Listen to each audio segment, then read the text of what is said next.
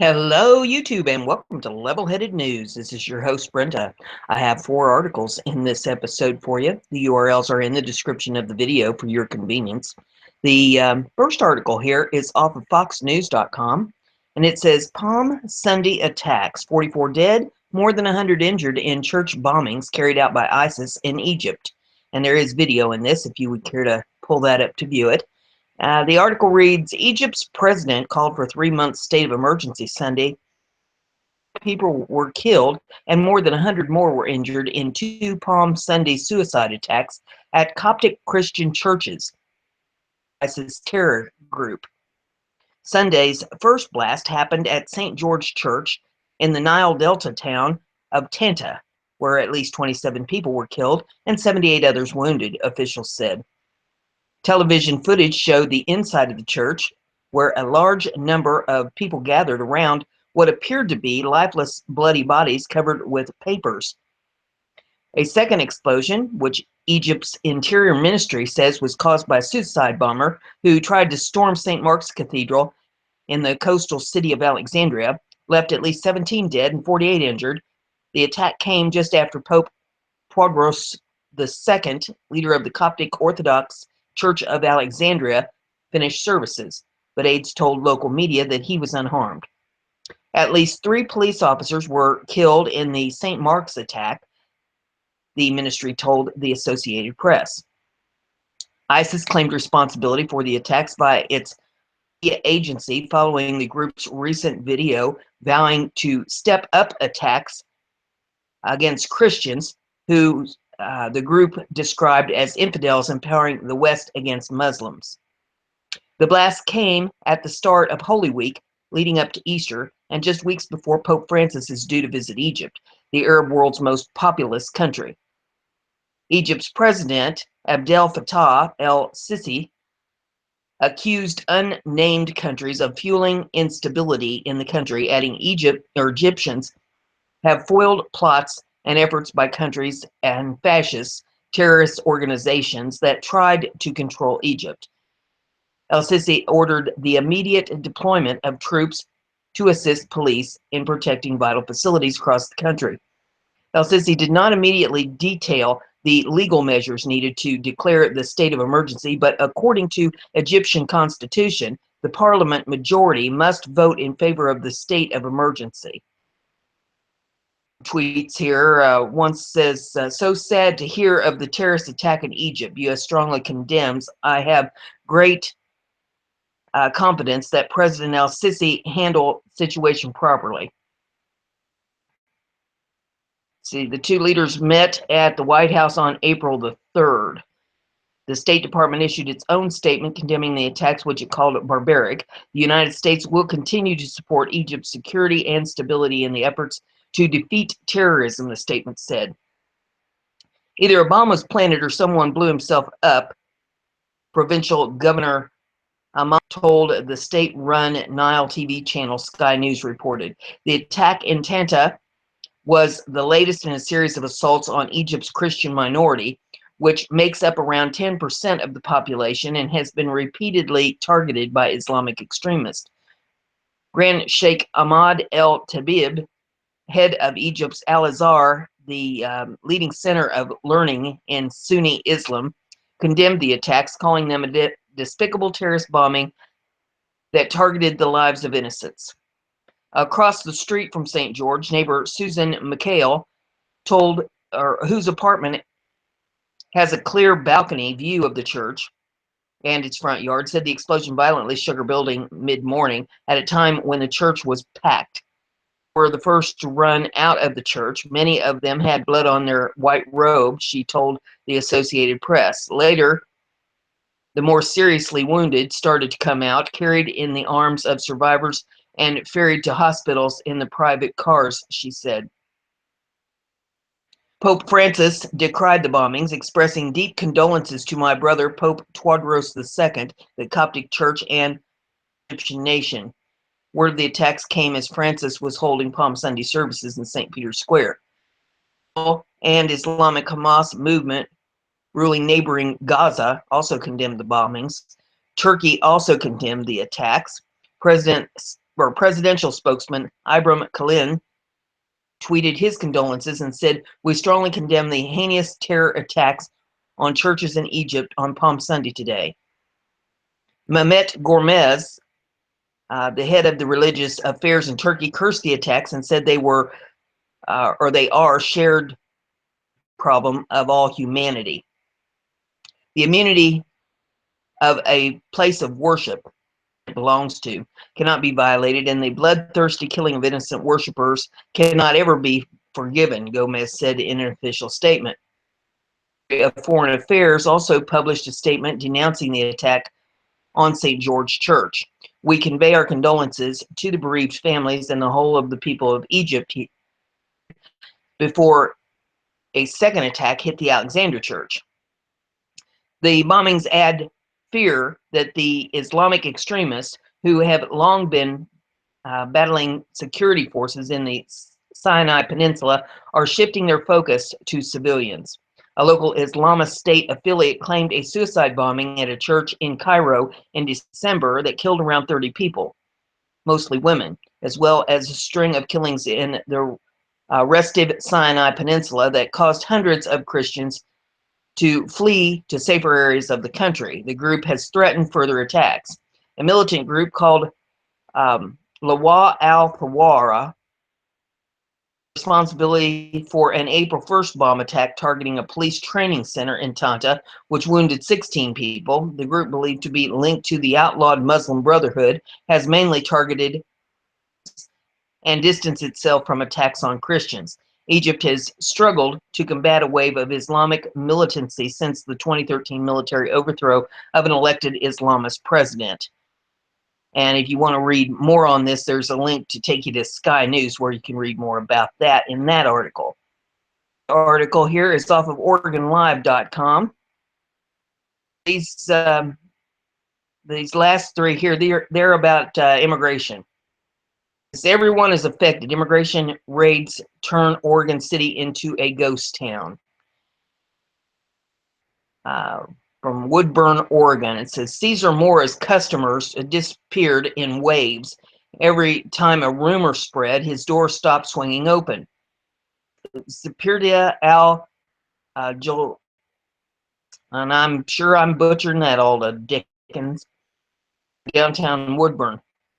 Men used to come in every Saturday to buy leather boots and cowboy hats for weekend parties.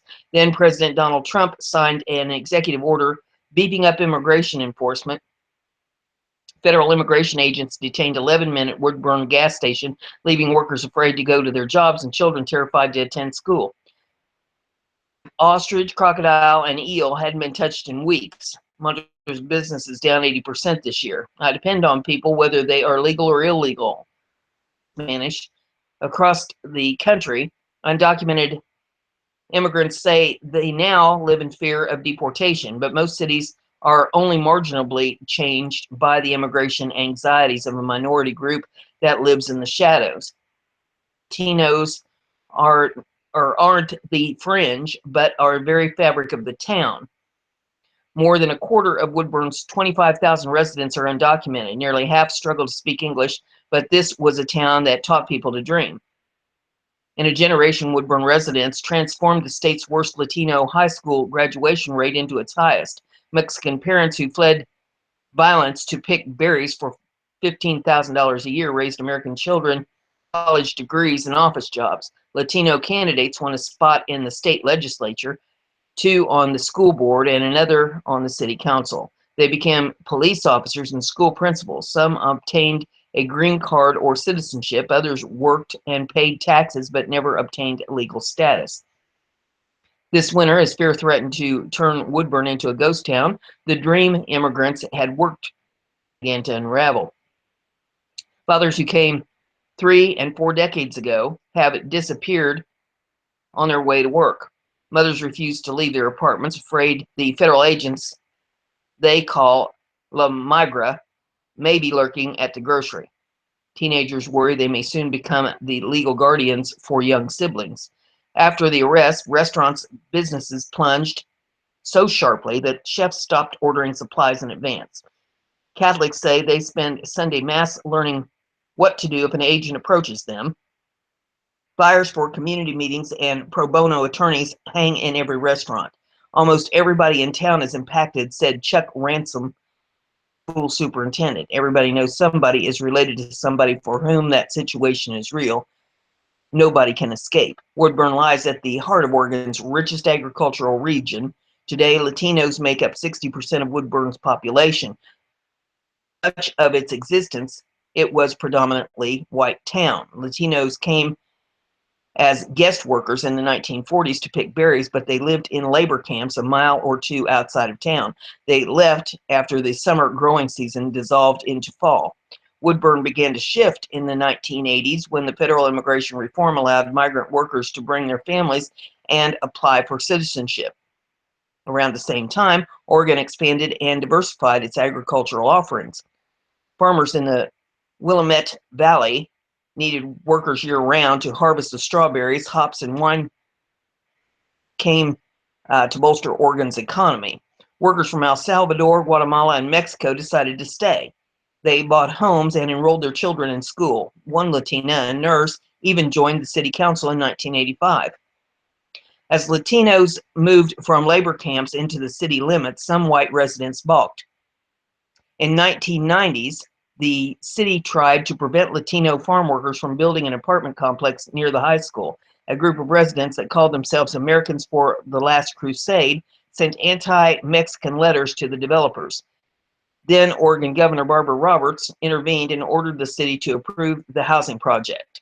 The 50-unit Novero Amanecer, and I'm guessing at that, complex is 20 years old now, but it still gleams. Kids' bicycles rest outside every apartment. Neon frames next to manicured lawns. Today, Woodburn is the largest city in the state with a Latino majority. The city publishes its newsletter and council meeting minutes in English and Spanish. Every school in the district has bilingual immersion program. The local radio station broadcasts in 4 languages, indigenous to Latin America. White and Latino residents coexist peacefully, residents say. 2 years ago, voters agreed to tax themselves to pay for a $65 million school bond. In a district where most voters are white, but 80% of students are Latino, that was a sign, the superintendent said, that the community valued its diversity. That peace was hard fought, Ransom said. You come here, oh, it's a model of people getting along, said Ransom, a White Lake Oswego native who moved to the Woodburn district in 2002. That took a while. It's been decade by decade, generation by generation. Over time, a sense of security set in. Some undocumented immigrants said they were able to forget the dark cloud that loomed in the background. If they worked hard, they believed if they could stay a little in the little paradise they'd made, legal or not. Other parents soothed themselves with the hope for their children. In Mexico, only the wealthy could attend schools. In Woodburn, 88% of Latino children graduated high school, the highest rate in Oregon. To earn degrees, the Pacific University and Chamaqueta Community College set up outposts downtown. Melissa Perez, an 18-year-old high school senior, grew up in Woodburn believing anything was possible for her. Both of her parents are undocumented. They earn incomes that Perez qualifies for a Pell Grant, federal aid for needy students. But they want me to go to college, she said. She joined the tennis team and the National Honor Society. Her grades in school advanced international baccalaureate program are high enough to qualify for full scholarship to Portland State University. She wants to major in biology. Trump's inauguration, Perez and 2 friends were volunteering at a local food pantry when a lawyer arrived. He told adults in line that Trump planned to deport more people. Undocumented parents needed a plan, he said. They should choose a friend or neighbor or someone citizenship to take their children if federal agents came. His parents told her they had made a similar decision. They waited until her younger siblings went to sleep to unveil their plan. In federal if federal agents deported them, Perez's parents said they would take son with them to Mexico, but they wanted Perez, who was born in Portland, to raise her 13 and 11-year-old siblings. College might still be possible, they told her, but if they were deported, Perez would have to find a full-time job to provide for her siblings. Between tennis matches and study sessions, Perez began learning how to be a parent. Her dad taught her how to open a banking account and balance a checkbook for car and health insurance. They bought her a new wallet, one big enough to hold her passport. That way, they told her, she would have proof of her citizenship if anyone stopped her.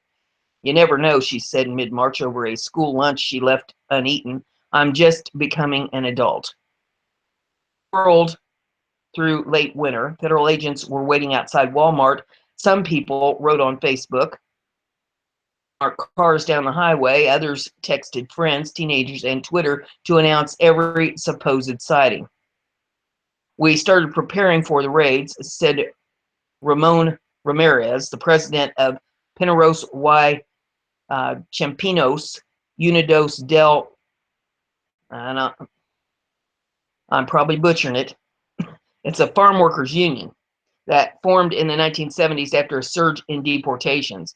We knew they were coming, Ramirez said. We have kids who are preparing for raids. Kids. Took office, Ramirez canvassed the town, encouraging people to organize. Had a town of communal gatherings. Teenagers spent one afternoon a week plotting future political careers. After 12-hour nursery shifts, parents attended Family University to learn English equivalency degrees. Farm workers on local radio shows. With Ramirez's help, residents scheduled community meetings every night of the week. Perez and her friends organized a Know Your Rights event once. Try that again. Know Your Rights event one Thursday evening in March. Fourth such meeting that week, but 100 or so Latinos to the Woodburn High School cafeteria. Many wore Carhartt pants caked with mud from a day's work. Parents left boxes of pastries uneaten. The stakes were too high for small talk, so most sat silent as they waited for the meeting to begin. Perez, 5 feet tall in heels, couldn't see over the podium, so she stood to the side as she introduced the Portland lawyer and Woodburn police officer who would teach undocumented families what to do if federal agents approached them. Had a cell phone and recorded the warnings. And they have a video of that in this URL if you want to take a look at it. The 20 Latino families crowded inside Stephen Miller's Affordable Immigration Services, one of 2 immigrant law firms, in a Pacific Highway shopping center. From the time Trump walked down the escalator and pronounced Mexicans as rapists, my caseload has grown quite a bit, Miller said, especially after he took power. This fear is rampant in our community, and we're very busy. Miller, a balding and bespectacled white man in his 60s, said business was up 40%. He saw 2 clients an hour. After Trump became president, I noticed all the women in my office started crying, Miller said. It just hurt. For the past month, he had volunteered to help undocumented families sign papers, a temporary power of attorney designation that gives the recipient the authority over a detained person's children. Other attorneys were doing Carta Potter workshops at community meetings. Miller, a devout Christian, had overseen 300 the week before a Catholic Mass. Miller doesn't speak Spanish, so a paralegal who considers herself 200% Mexican translated his families arrived one night. They breezed through the first session. A couple who said they'd been in Oregon a decade wanted their 19-year-old daughter to care for their other 3 children. Right now, they're scooping people up, Miller told them. Don't hang out with people you know are felons. If you get scooped up in the dragnet, you can end up in removal. The second couple dragged in a few minutes later. A 6-year-old girl picked at a pink bow as Miller introduced himself. The father, a balding 53-year-old with a deep voice and 5 o'clock shadow, he had come to the United States 39 years ago to pick berries. Everyone is scared, Rawl said in English. I used to go fishing to the rivers, but I stopped because I'm nervous. I don't want to leave my family. Miller nodded. Rawl told Miller he went to work, but otherwise hadn't left the house in 3 months. He asked his oldest daughter to shop for groceries. Just scared, he said. Just scared, just scared. Rawl told, Rawl told Miller he wanted to assign power of attorney to his oldest daughter, 27-year-old, whose own status is tenuous.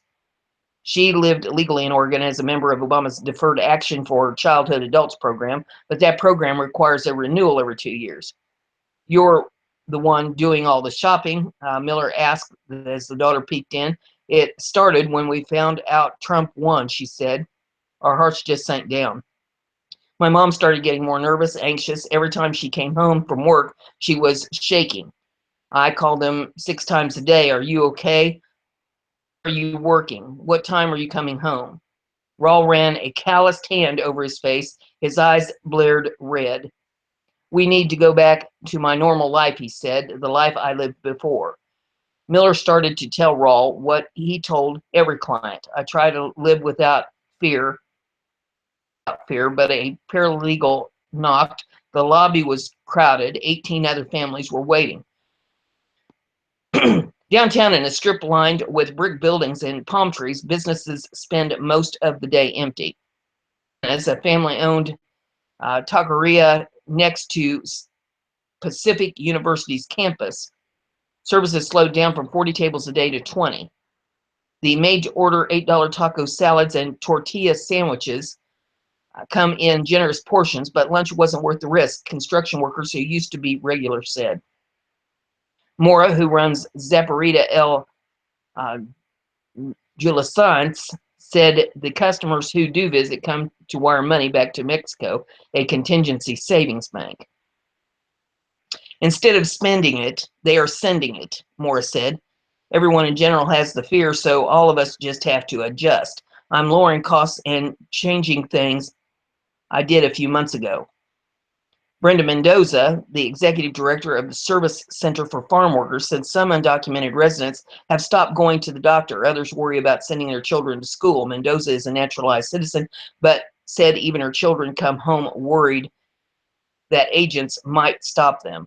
We've come to the point where we're questioning authority in general, authority that 2 months ago we wouldn't have. Mendoza said, we're wondering, is the school going to protect the kids? Is the school going to protect the information it has on parents who are undocumented? Are the clinics going to do the same? Worst of all, Mendoza said, women have told her they are too afraid to report when they've been raped or abused. Undocumented people are like any people, she said. They want community. They want criminals to go to jail. Police Chief Jim Ferreras said he worries the raids will handicap his department. I don't want people to be afraid of Woodburn Police Department. Said, we need people to talk to us. We need people to report crime. It would have a significant impact on the quality of life of our community if the majority of the population quit interacting with police. Since the election, Ferreras said he has urged his officers, 15 of whom speak Spanish, to talk with residents as often as possible. He writes regular editorials in the paper and publishes video diaries on Facebook and Twitter. He even launched a bilingual smartphone app to reach homebound residents. He can't stop federal agents from coming to town, Ferreras told one meeting, but his department would follow an Oregon law that prevents local departments from helping immigration officers deport residents. The audience clapped, he said. It was almost emotional, he said. You look out in the crowd and you see good people, hardworking people. They were finding some comfort in those words. That's something I don't take for granted. We have to go out and earn that trust to be. It is becoming more difficult because of the fear that's out in the community. Most days the rumors are only rumors, but then federal agents did come to town. They did drive unmarked vehicles. When the red Ford Explorer veered close to Saul Louisa at 6:45 a.m., he thought a drunk driver had swerved his way. Another car, an remarkable Dodge or Chrysler sedan, he said, pulled close behind. Louisa said the Explorer cut him off. He jerked his car into the grass to avoid crashing. Three agents questioned him, he said. They believed he was his brother, an undocumented man, Louisa said, returned to Mexico a decade ago. I said, no, I'm Saul. Louisa said he handed them his driver's license, which had expired. They handcuffed his wrists and ankles, then chained his waist, he said. He left his small Honda on the side of the road. The agents drove him to Portland. Around 8 a.m., friends called Louisa's wife. They told her they had seen Louisa's car abandoned. She woke up their daughter and asked her to call his boss. When Saul Louisa first arrived in Oregon, he worked the farming jobs most men do. Woodburn allowed him to turn a blue-collar job into something special. For the past 27 years, he has trimmed topiaries. He's a stocky man with calm demeanor and toothy smile. He has shaped bushes into baseball players and shrubs into stars. His children and his co-workers consider him an artist. His 20-year-old daughter, Michelle Louisa, dialed the number for the nursery. Her father's boss told her he hadn't shown for work. She drove toward his abandoned car. She searched the ditch for signs of a body. I was thinking, kidnapped, she said. Did someone torture my dad and throw his body on the side of the railroad tracks? Negative stuff was coming up into my mind. I didn't think it was ice. Family had never had the conversation that is now ubiquitous in Woodburn homes. They had no plan for what to do if the parents were taken. I always thought it wasn't going to happen to my family, Michelle Louisa said. My parents don't have bad records. My brother and I are U.S. citizens. She and her siblings, a 19-year-old sister and 11-year-old brother, headed to Portland to see their father. We thought we were going to hug our dad and touch him, Michelle Louisa said, but there was glass that divided us. When my dad walked in, he started crying. He was embarrassed of having his children in glass. Immigration officers sent Louisa to Northwest Detention Center, where he was held for a month. He slept 3 hours a night, he said, and ate uncooked beans and fruit. Rose Richardson, an ICE spokeswoman in Seattle, said Louisa was taken into custody after agents previously convicted of driving under the influence of intoxicants and providing false information to the police. Louisa's family said that was 20 years ago. He went to court and paid fees then, they said. Back in Woodburn, the family struggled without him. It's really rough for my brother, Michelle Louisa said. He doesn't want to go to school. He doesn't sleep well. He doesn't eat. He told us he just wanted to die. I can't believe an 11-year-old is thinking about death. He's just barely started living. Louisa's detention turned out to be just a forestock. 2 weeks after agents took him into custody, federal immigration officers stopped two vans carrying 19 workers headed to pick an ornamental shrub. Federal agents said they were looking for two men with arrest records. They found one of the men, detained 10 others traveling in vans. 3 of the 11 men had criminal convictions, Richardson said. Most of the men were from Guatemala and told lawyers from American Civil Liberties Union that they had fled civil war a decade ago. Several have small children. The men will go through deportation removal hearings. They may be deported or they may be allowed to stay. Ramirez, the farm worker union president, said whatever happens, Woodburn won't be the same. The raids sent shockwaves through the town, Ramirez said. A strong community can't stand on shaky ground. Woodburn can't survive as a ghost town much longer. Raids like this are tearing apart, Ramirez said. Louisa left the detention center in mid-March. People, even strangers, brought money and food when he returned. Saul, Louisa said, who were barely breaking even, helped him pay for a lawyer and a $9,000 bail. Kids whose parents were worried about their own legal status chipped in online. Saul Louisa rarely leaves his apartment now. He goes on evening walks with his wife, but he no longer drives or works. His case remains under review. I feel traumatized in my mind, Saul Louisa said. A few days after his release, Saul Louisa woke up in a panic. In his dreams, he told his wife he was still in jail. He wanted to talk to his friends. He tried yelling in the dream, but no one could hear him. Everyone was asleep. His wife tried to soothe him, but Louisa dreaded falling asleep. Nightmares were the only dreams he had. And that's the end of that article. The next article I have is off of BizPac Review. It says Trump administration gives New York City bakery immigrants deadline to prove legal status. They decide they're above the law. They'd rather fight than comply. Employees of a famed New York City bakery, who have less than 2 weeks to provide proof that they're working in the country legally, said they will instead defy the law. And there is video in this if you want to watch it. The 31 mostly Spanish-speaking workers of the Tomcat Bakery instead demonstrated outside Manhattan's Trump Tower and said they would rather face deportation than provide immigration papers, as required by the April 21st deadline. Many of the workers have been employed by Tomcat for many of its 30-year existence. The bakery's production line runs 24 hours a day and takes up an entire Queen City block. Employees said it was mainly angered that prompted their defiance of the law. It made me feel so sad because I never expected this was going to happen, Hector Salas, age 45, said, according to Fox News. Salas, a Mexican native who suffered a heart attack a few years back, is fearful of losing both his job and the health insurance that goes with it. Although he produced documents years ago purporting to show he's here legally, he admitted that he's not. No, not really, he said. He and the others claim that their protest is in defiance of President Donald Trump. Folks on social media weren't necessarily sympathetic to their plight. Let's